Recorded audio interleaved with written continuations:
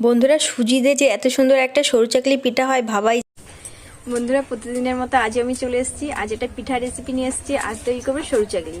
আর সরু চাকলিটা কিভাবে করব, কি রকম করে করব, সাথে থেকে দেখার অনুরোধ রইল। রেসিপিটা খুবই ভালো হতে চলেছে। আর শীতকালে পিঠা ছাড়া তো আর কিছুই নেই, পিঠা খেতে তো সবারই ভালো লাগে। তাহলে সাথে থেকে দেখার অনুরোধ রইল। এখানে এই যে বিউলির ডাল নিয়ে নিয়েছি, আর এটাকে আমি 4 ঘন্টা ভিজিয়ে রেখেছিলাম। আর দেখো কত বড় বড় হয়ে গেছে। এবার এটাকে আমি পেস্ট বানিয়ে নেব।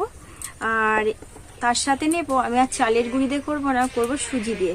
সুজিটা আমি খুব মিহি করে নিয়েছি। এই দেখো খুব সুন্দর একটু মিহি করে নিয়েছি সুজিটাকে। এরকম একটু মিহি করে নিতে হবে, তাহলে পেস্টটা খুব ভালো হবে, করতে সুবিধা হবে।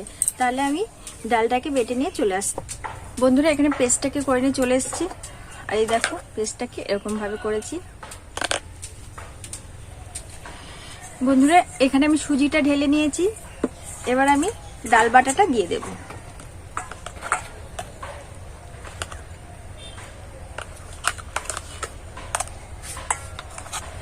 এখানেও 100 গ্রাম ডাল বাটা আছে।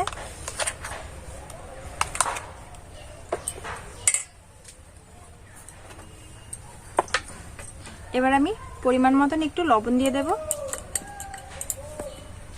আর এখানে নিয়েছি 2 চামচ চিনি, সেটাও আমি দিয়ে দেব। এবার সব উপকরণটা খুব ভালোভাবে মিশিয়ে নেব। অল্প অল্প জল দিয়ে নেব আর ব্যাটারটাকে গুলতে থাকবো।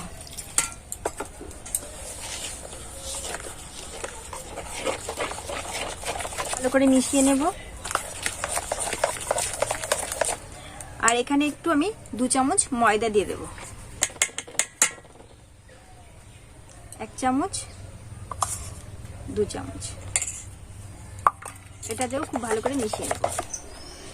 বন্ধুরা, ব্যাটারটা পুরো আমার রেডি হয়ে গেছে। এবার আমি ব্যাটারটা একটু অন্য পাত্রে অল্প করে ঢেলে নেব।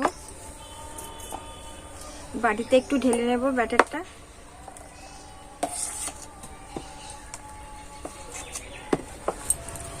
এবার আমি এই ব্যাটারটা একটু ফুড কালার ব্যবহার করব।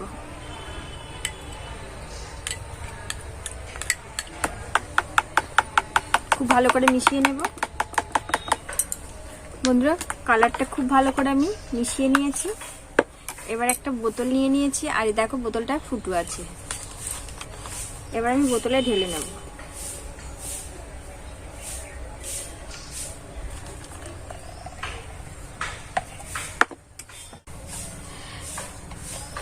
এবার আমি মুড়ে দেবো। দুটো ব্যাটার আমার পুরো রেডি হয়ে গেছে। এবার আমি সরু চাকলিটা বানিয়ে নেব। বন্ধুরা, চাটুটা আমার গরম হয়ে গেছে। এবার আমি একটু তেল ব্রাশ করে দেব।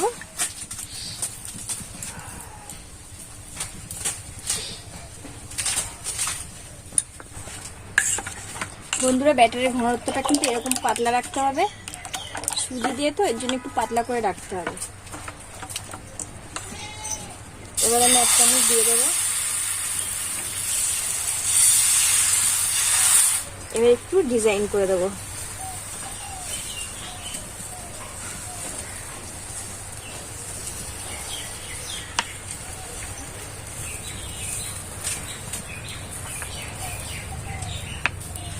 ভালো করে এরকম করে দেবো।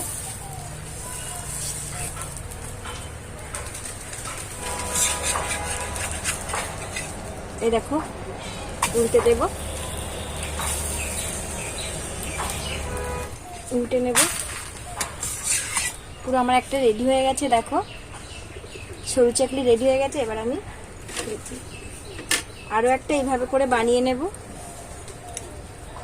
তেল ব্রাশ করে এরকম করে বাকিগুলো আমি তৈরি করে নেব একইভাবে।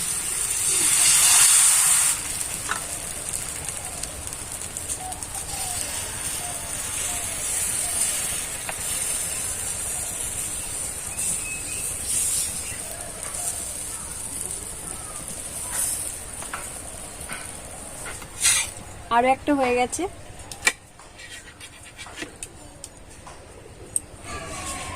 বন্ধুরা, কত সহজে আমার সরু চাকলি পুরো তৈরি হয়ে গেছে দেখো। আর দেখতে কতটা সুন্দর লাগছে। সরু চাকলি কিন্তু খেতেও খুব ভালো লাগে। আর এরকম যদি একটু কালারিং থাকে তাহলে তো সবাই খুব মজা করে খাবে, খুব মানে টেস্টি করেই খাবে। সরু চাকলি পিঠা একদম অল্প উপকরণ দিয়ে আমার তৈরি হয়ে গেছে। আর দেখো কতটা সফট হয়েছে, একদম, তাও আবার সুজি দিয়ে। এই দেখো সুজি দিয়ে একদম সরু চাকলি পিঠাটা আমার পুরো হয়ে গেছে। আর দেখো কতটা সুন্দর হয়েছে। একদম ঘরে তোমরা সুজি দিয়েই করে নিতে পারবে, ঘরে থাকা কোনো চালের প্রয়োজন নেই এখানে। তাহলে দেখো রেসিপিটা কত সুন্দর লাগছে। এই পিঠাটা এমনিতেই খেতে খুবই ভালো লাগছে, কেননা সাথে একটু চিনি দিয়েছি তো, খেতে খুব ব্যাপক লাগছে, মানে এতে গুড়ের আর প্রয়োজন হচ্ছে না। আর দেখো কতটা পাতলা হয়েছে আর কতটা। বন্ধুরা আজ আমি এখানেই রাখছি। রেসিপিটা ভালো লাগলে অবশ্যই সাথে শেয়ার